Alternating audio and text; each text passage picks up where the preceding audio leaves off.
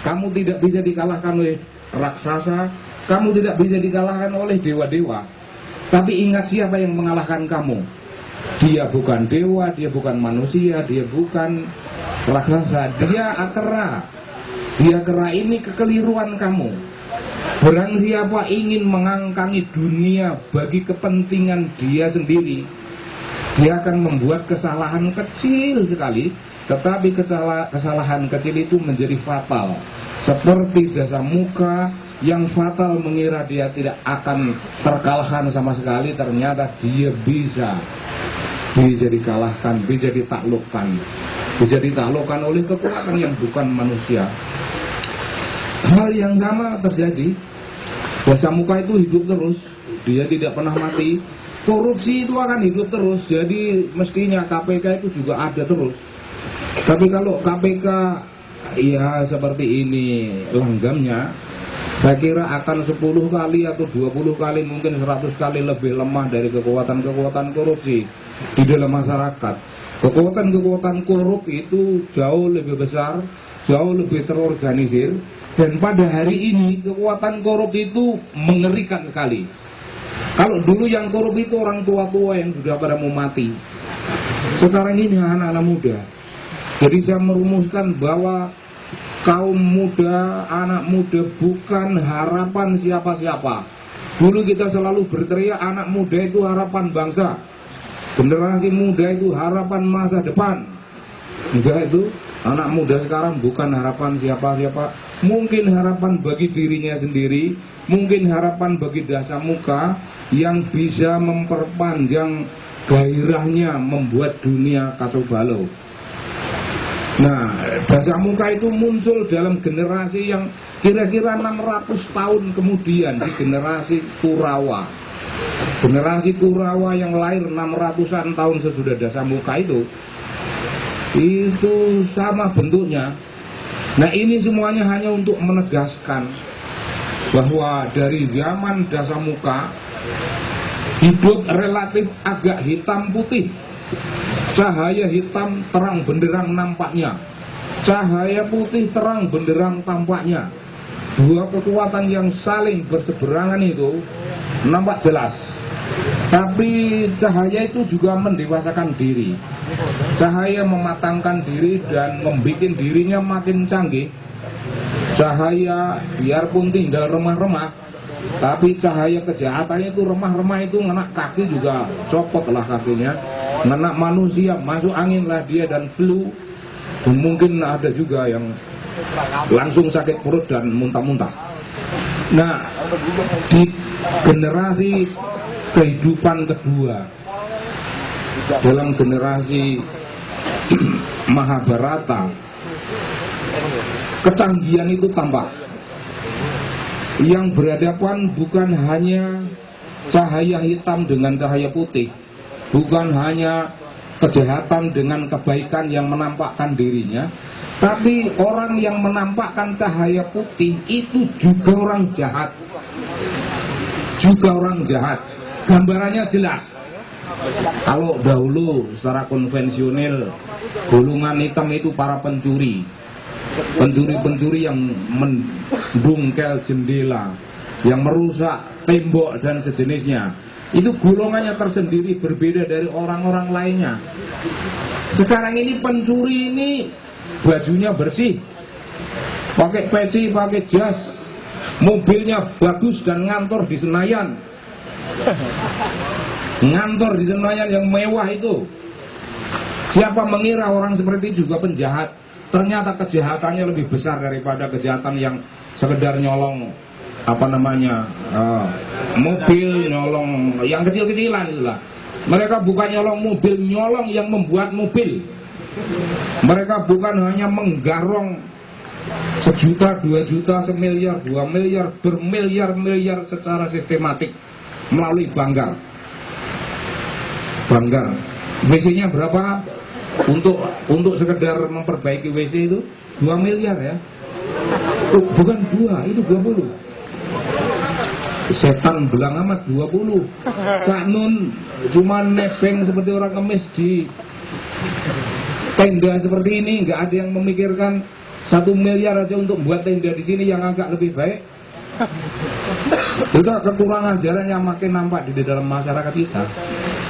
Jadi para hadirin, saya kira kita mengetahui cahaya itu bukan sesuatu yang netral, sesuatu yang berdiri di luar diri kita. Cahaya itu mempunyai kekuatan dialektis dan berada di dalam diri kita, memberi kita pengaruh, apa pengaruh jahat, apa pengaruh baik. Tapi saya kira semua yang kehujanan dan yang tidak kehujanan di dalam kenduri cinta ini bagian dari orang-orang yang merindukan cinta kepada cahaya yang baik. Kita semuanya memelihara cahaya baik itu, sekalipun kecil. Kalau cahaya kejahatan tidak bisa kalah, jangan pernah ragu-ragu bahwa cahaya kebaikan pun tidak mungkin dikalahkan. Cahaya kebaikan itu hanya dikalahkan oleh kelelahannya sendiri. Cahaya kebaikan hanya dikalahkan oleh semangatnya sendiri. Apakah hujan-hujan seperti ini lebih enak tinggal di rumah atau bergabung dengan Cak Nun di kenduri cinta? Nah, hal-hal macam itu yang mengalahkan cahaya baik.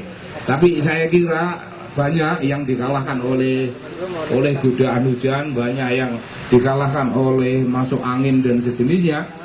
Tapi kita di sini sedang membuktikan bahwa kebaikan kita dukung dengan penuh semangat, dengan membentuk lembaga, institusi atau bukan. Kita menerikkan cahaya ini supaya makin besar dan membuat dunia ini menjadi lebih terang. Karena pertarungan antara gelap dan terang itu dua kekuatan yang berebut. Untuk waktu lama kita sebenarnya hidup di bawah cahaya gelap. Kepemimpinan sekarang ini juga kepemimpinan yang dilahirkan dari cahaya gelap. Tidak punya peduli, janjinya ingin memberantas korupsi. Tapi makin ragu bahwa kekuatan pemberantasan korupsi itu makin bisa mengguncangkan semua pihak. Karena itu diteriakkanlah bahwa KPK itu lembaga yang sifatnya seperti super body. Dan karena itu ketuanya kita sebut sebagai dikriminalisasikan. Lembaganya dikriminalisasikan. Ini pertarungan antara cahaya gelap, remah-remah cahaya gelap yang berhimpun menjadi satu kekuatan yang mengerikan sekali, menutup remah-remah cahaya terang yang terserak-serak dan tidak terorganisir. Salahnya para hadirin, kita tidak punya organisasi. Pencuri-pencuri punya birokrasi yang sangat kuat.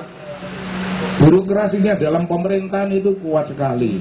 Birokrasi mereka di lembaga yang namanya parlemen itu kuat sekali.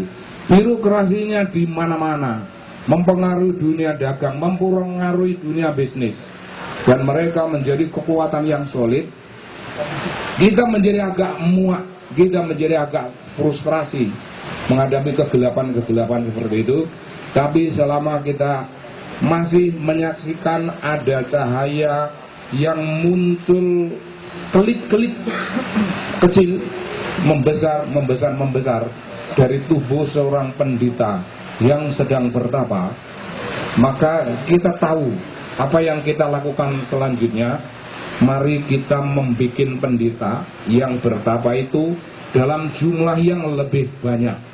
Mari kita perkuat dunia ini dengan pendeta-pendeta, dengan para resi yang bertapa, supaya Tuhan menjadi terpesona, supaya Tuhan menjadi belas kasihan kepada kita dan memperbesar cahaya kita. Saya kira Cak Nun, apakah seperti itu yang diharapkan?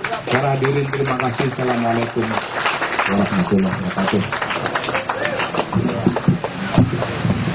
Oke, saya akan segera beralih ke menjawab berikutnya, tapi saya sambung dengan akselerasi yang kemarin dibicarakan di MAIA Surabaya di Bang Wetan. Intinya seperti ini. Judulnya di Surabaya kemarin itu belajar dari Hitler. Belajar dari Hitler. Salah satu pembicaranya adalah Dr. Heinrich Melker yang juga sangat mempelajari Hitler sejak lama. Intinya gini, kalau demokrasi dijalankan tidak benar, maka akan membawa masyarakat dan negara menuju suatu keadaan yang mau tidak mau harus diatur dengan otoritarianisme. Artinya akan terjadi disorganisme nasional sedemikian rupa sehingga mau tidak mau harus ada langkah-langkah yang agak militeristik untuk mengatur kembali. Jadi semakin tidak benar demokrasi dijalankan, maka semakin dekat ke sistem sosialisme diktator, gitu ya. Itu pertama. Maka Heinrich dan teman-teman di sana, ini lepas bahwa Hitler itu benar apa tidak larinya ke Indonesia, karena ini nilai Hitler nomor satu adalah dia dari era dia satu-satunya orang yang berani pasang badan melawan Yahudi, dan sekarang tidak ada satupun yang berani berposisi seperti Hitler pada hari ini. Nomor dua, dia lari ke Indonesia karena Soekarno adalah satu-satunya orang yang berani melawan Amerika pada waktu itu. Dan dia memang pengagum Soekarno karena di dunia ini yang ahli pidato hanya ada tiga, yang satu Soekarno, yang kedua Hitler, yang ketiga tidak perlu saya sebut namanya. Itu kapan-kapan.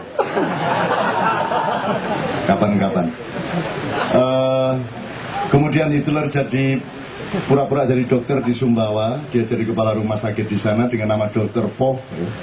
Kemudian dia kawin di Surabaya, masuk Islam pada tahun 1974 dan meninggal pada tahun 1976 di rumah sakit Karangmenjangan, dikuburkan sekarang di kuburan pemakaman Ngagel, Surabaya. Anda bisa lihat fotonya di sana. Ini nggak masalah, iya atau tidak monggo. Tapi yang jelas, memang tidak ada tempat pelarian kecuali Indonesia untuk Hitler. Kemudian itu juga menimbulkan kekaguman-kekaguman. Pertama, Indonesia nggak punya masalah dengan Hitler. Dia nggak pernah menjajah kita, dan kita malah bangga sama dia. Karena kalau tetangganya Hitler itu beraninya melawan anak-anak kecil, dalam tanda petik, artinya menjajah Asia Afrika. Hitler tidak pernah menjajah Asia Afrika. Hitler, kalau kamu memang jago sini berantem sama saya, maka dia berantem sama tetangganya, kan gitu. Kekeliruan dia adalah su'ul khotimah ketika dia sudah berales, kemudian dia ingin menyerang Rusia. Kalau dia tidak menyerang Rusia, saya kira Hitler tidak bisa dikalahkan. Kesalahan dia adalah karena dia menyerang negara yang terlalu luas, terlalu dingin, yang tentaranya kemudian tidak siap. Tapi jangan lupa Anda harus mengal-fatihai Hitler sebanyak-banyaknya, karena banyak sekali warisan-warisan kreativitas dan copyright Hitler yang Anda pakai. Misalnya toa di masjid-masjid, itu karya dia. Tank itu pertama Hitler yang bikin. Kapal selam Hitler yang bikin. Dan banyak lagi hardware maupun ide-ide strategi peperangan dan pengelolaan masyarakat. Di zaman Hitler tidak ada orang mencuri. Orang korupsi biar satu Deutsche Mark itu dihukum mati.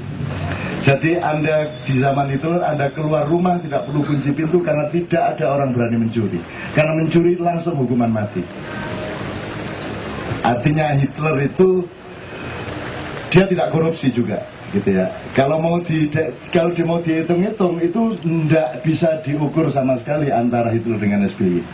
Sama sekali bukan tandingannya, kan gitu. Saya tidak mengatakan bahwa kita perlu melahirkan Hitler, ya.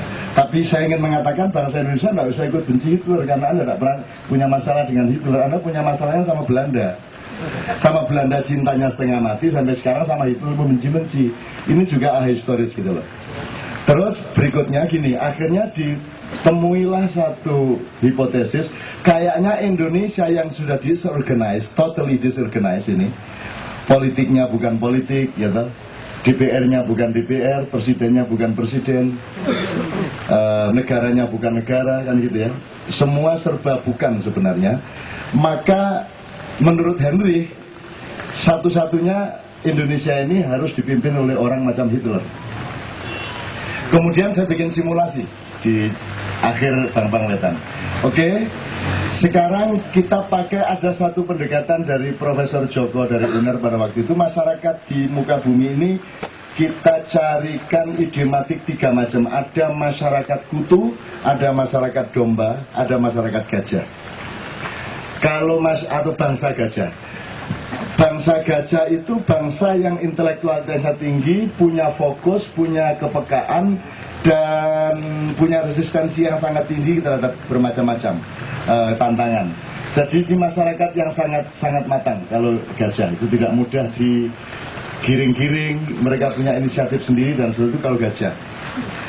Kalau domba itu tidak hebat, tapi punya tingkat ketaatan tertinggi. Jadi asalkan pengembalanya baik, domba akan taat. Nah, masyarakat kutu adalah masyarakat yang tidak bisa diapa-apain. Biar pakai sampo model apa saja tetap ada kutu. Jadi nggak bisa diapa-apain. Nah, sekarang identifikasinya yang terdekat, bangsa kita ini bangsa gajah, apa domba, apa kutu. Untuk menentukan Hitler cocok apa tidak. Hitler cocok untuk masyarakat domba. Dan dia mengelola domba-domba Arya itu, dia sendiri asli Brunswick, Austria ya. Tapi dia kemudian Hitler itu hijrah ke Jerman karena dia disakiti oleh rentenir Yahudi yang orang tuanya hutang banyak, kemudian tidak bisa membayar, sehingga caranya membayar adalah merelakan kakaknya sendiri untuk dijadikan pelacur oleh rentenir itu. Maka dia sangat dendam secara pribadi kepada orang Yahudi. Nah, Hitler kemudian mampu menggiring domba-domba itu dalam waktu yang sangat cepat. Bahkan 2 tahun dia masuk parpol, dia sudah menjadi sekjen. Jadi dia sangat hebat dalam soal pengelolaan domba. Tapi kan domba. Sekarang masalahnya, orang Indonesia ini menurut Anda tadi kan kutu semua. Kutu urbaningrum lah pokoknya. Kalau lengkapnya ya namanya gitu. Angel lagi rotor anu ya. Untuk kuno ya apa cangkemku iki mang ya. Ini saya tidak sengaja ngomong begitu. Ini berarti ada malaikat yang sengaja menyelundupkan kata-kata saya. Wallahi saya tidak sengaja, tidak ada niat apa-apa. Kecuali ngikut sama yang ngangslupi saya kan gitu kan. Oke. Waktu di Surabaya tidak kita simpulkan kutu karena bangsa Indonesia punya sifat gajah yang juga luar biasa. Dia punya daya kreatif yang luar biasa. Dia pernah mempelajari peradaban dan spiritualitas yang sangat tinggi. Dia pernah punya fokus nilai dan pencapaian teknologi yang luar biasa. Dia bisa menciptakan bangunan-bangunan besar yang memiliki perhitungan-perhitungan kosmologis. Semua bangunan-bangunan besar, apa piramid, apa Borobudur, atau apapun candi, semua memiliki simetris, pada garis simetris dengan tatanan alam semesta.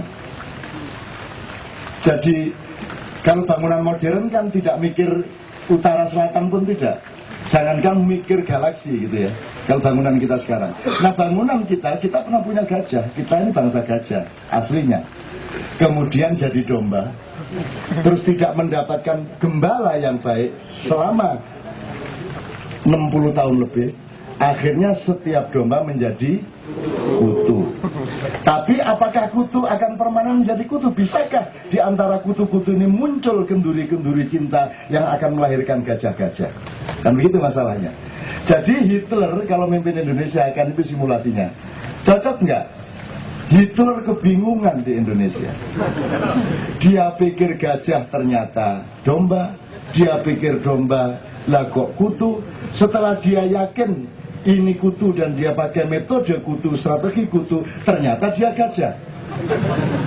Nah, di kenduri cinta kita cari benar teman-teman sekalian. Oke, kita tidak stereotip kutu, kita tidak stereotip domba, kita tidak stereotip gajah. Kita adalah bangsa yang sedang dijadikan kutu oleh proses-proses globalisasi. Betul nggak?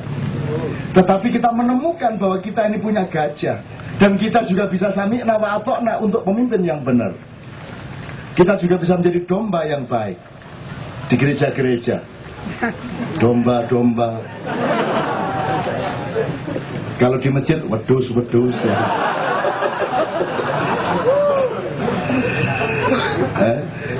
Beda tipis ya toh. Cuma nek wedhus itu bulunya tipis gitu. Kalau domba bulunya tebal gitu. Oke lah, tapi pokoknya seperti itu. Tapi akhirnya kita simpulkan begini. Oh, kita masyarakat yang masih memiliki dinamika dan forum kayak Kenduri Cinta ini jangan dituntut seperti parpol, jangan dituntut untuk menjadi gerakan sosial yang revolusioner fisik, jangan dituntut untuk menjadi seperti Ormas NU dan Muhammadiyah. Wilayah kita sangat berbeda, dan proporsi yang kita pilih tidak hanya di tengah Indonesia dan dunia. Kita memilih proporsi ini di tengah jagat raya al-alamin, maka namanya Ma'iyatullah. Dan itu bukan sekedar nama, itu konsep yang sangat mendasar, filosofi, teologi, teosofi, semuanya lengkap. Nah, mohon nanti Pak Nur Somad bisa menegaskan soal itu. Siapa lagi rujukan kita? Karena beliau yang sering merujukkan orang-orang yang bercerai, kan gitu kan. Maka beliau menjadi rujukan kalau katanya Pak Sobari tadi. Oke, akhirnya kita temukan gini, sebelum saya minta kepada Mas Anies, Hitler tidak bisa memimpin Indonesia. Karena Hitler, kalau kita ngomong pendekar, dia hanya tingkat ketiga. Pendekar tingkat ketiga itu kalau dia berhadapan dengan seekor macan, saya pernah cerita kok ini. Dia pakai strategi modern, dia pakai lasso, dia pakai bau-bauan, dia pakai hipnotis segala macam untuk menaklukkan macan. Dia perlu pakai alat macam-macam. Terus pendekar yang lebih tinggi adalah gak katik taek-taekan, tabrak nunawis. Dia berkelahi kalah atau menang.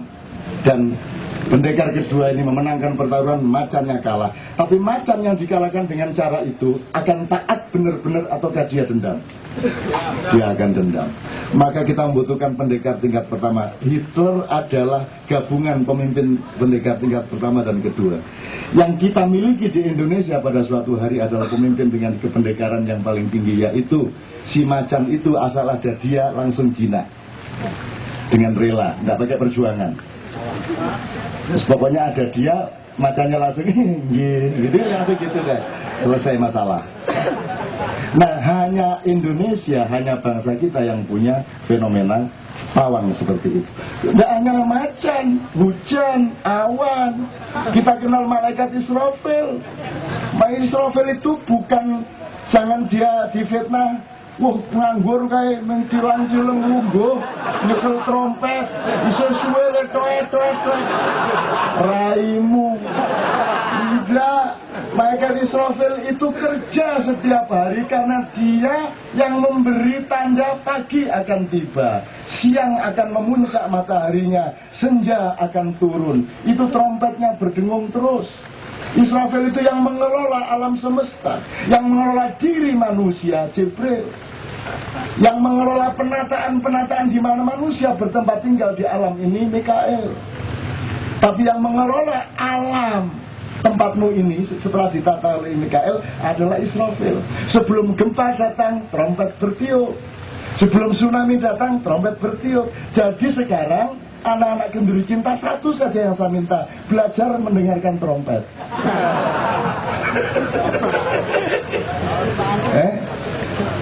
Ya itu guyonnya seperti itu, tapi serius. Kalau Anda peka terhadap itu, maka Anda ikut mendapatkan ayat-ayat Allah. Jadi Israfil ini terus, ya terus, nggak berhenti. Emang cuma kiamat tak lah, masa trompet dibikin capek-capek, gedenya, masa dipakai sekali tak kiamat, iya wih, ya enggak dong. Jadi setiap akan ada banjir Jakarta, kan gitu, rumahnya terendam, gitu. Keliru milik gubernur, itu trompetnya berdengung terus karena dia sebenarnya adalah tadbirul alam. Dia pengurus alam semesta, itu Israfil. Nah, yang ngurusi modarmu, yang mengurusi kapan eksistensimu beralih dari kehidupan ke kehidupan berikutnya adalah yang keempat, yaitu karena dialah yang dulu oleh Allah diberi mandat untuk juga bikin simulasi bagaimana kira-kira bentuknya Adam untuk menjadi khalifah pertama, bukan manusia pertama. Khalifah pertama itu yang bikin modelnya si Israel. Setelah dia perang sama iblis di Pulau Jawa pada waktu itu. Angel lagi. Wis ngomong Hadramaut meneng ae. Iki wong Yaman karo iki. Iki wong Yaman soalnya iki. Itu teman-teman sekalian. Nah, kesimpulannya Hitler, taruh sini Hitler. Ayo Hitler kita sewa jadi presiden Indonesia. Kira-kira hari kedua ngeletak disantet wong. Terus kena radiasi bingung. Waduh bingung. Mana bisa itu. Maka karena Hitler juga kalau dalam teorinya Ronggo Warsito dia hanya memenuhi satu syarat, yaitu satrio.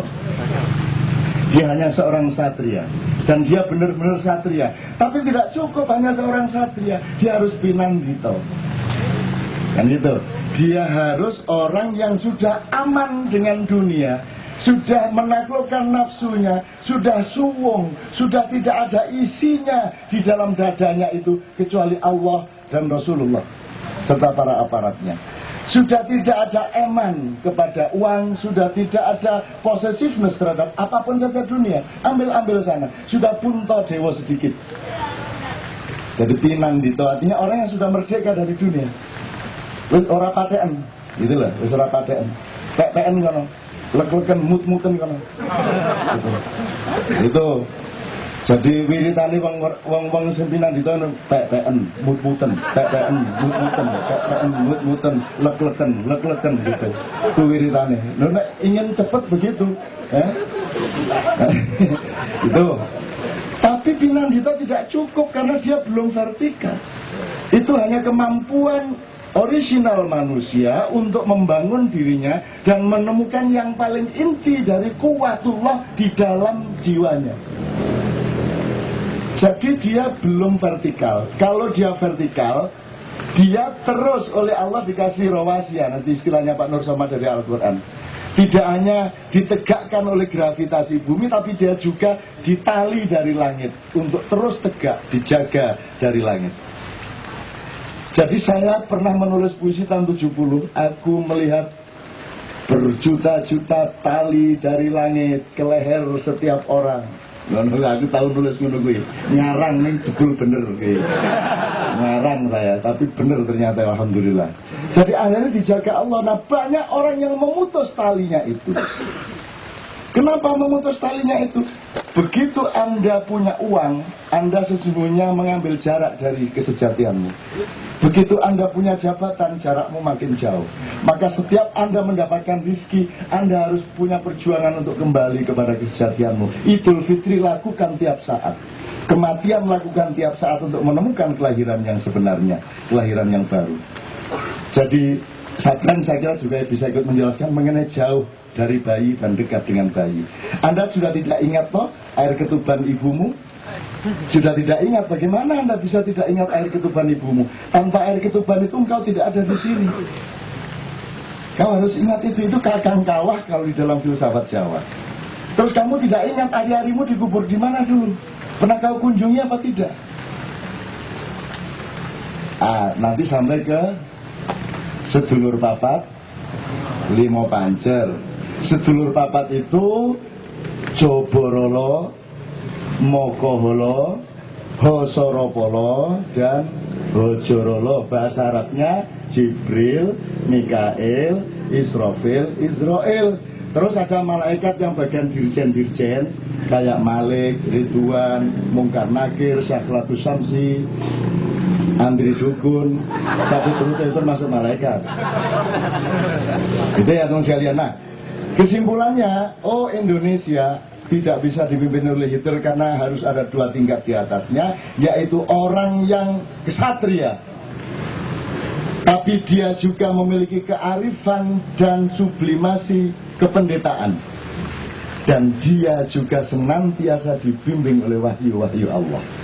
Kalau dia tidak dibimbing oleh wahyu Allah, out, sebentar aja dia disantet. FBR nggak bisa belain, apalagi FPI. Gitu. Apa? Porkabir. Wah, ada lagi yang baru nih.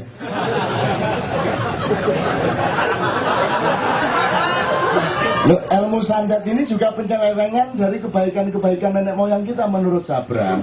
Nanti dia harus tanggung jawab benar apa tidak.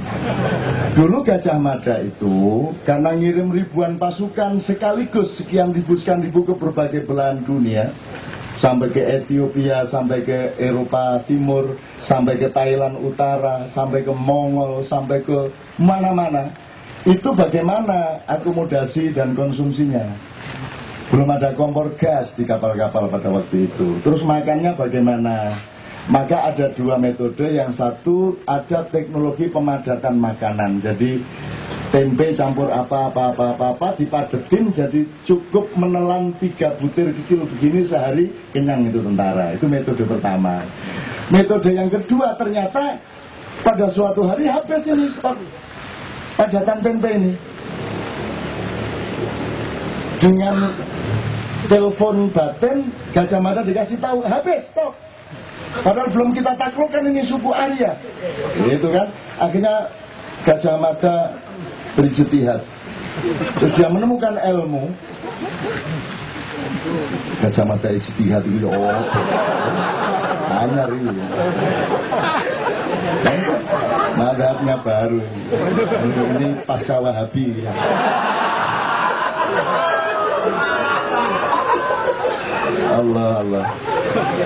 Allah sendiri cinta ini, Masya Allah, betul-betul masa depan dibukakan untuk Anda. Jadi tanda-tandanya seperti itu. Jangan khawatir, oh putus asa itu nggak lucu lu putus asa. Apa putus asa? Miskin nggak apa-apa, biasa. Dari dulu juga miskin, emang pernah kapan lo ini sampai umur segini miskin juga, masih miskin juga lo. Sudah capek-capek jadi orang Arab, sudah jauh-jauh ke sini miskin juga. Oh, alah, miskin juga, pancet aja. Tapi enggak apa-apa loh, kita sudah bebas dari dunia. Tetap cahaya kemiskinan itu. Bukan kekayaan adalah cahaya, terus kemiskinan adalah kegelapan. Siapa bilang? Itu karena kamu tidak punya tadbir, tidak punya manajemen kehidupan. Oke. Apa gimana? Gajah Mada. Jadi akhirnya Gajah Mada dikasih Allah ilmu untuk mengirimkan makanan ke perut pasukannya yang beribu-ribu di luar negeri. Kenyang semua. Nah, ada ratusan tentara yang didik Gajah Mada untuk mengirimkan makanan itu. Di antara 100 ada minimum 5 yang punya ide. Kalau gitu bisa saya pakai untuk keperluan lain ini. Maka lahirlah santet. Nah, yang dikirim bukan makanan tapi kata, pisau, paku, ya toh, pacul, buayang no, dikirim pacul, melakukan ini, dikirim pacul. Nah, jadi santet itu lahirnya dari situ. Perkara ini tidak benar, toh nggak ada yang bisa membuktikan juga. Loh, kemerdekaan teman sekalian tidak benar sejarahnya, nggak masalah, tapi ilmunya benar. Dan kita pakai itu ilmu. Terserah itu dari siapa dulu, Gajah Mada, Damarwulan, terserah, tapi ilmunya benar. Dan kita pelajari benar-benar gitu. Saya sebenarnya tidak peduli kita ini anak siapa dulu. Mau ada Atlantis, mau ada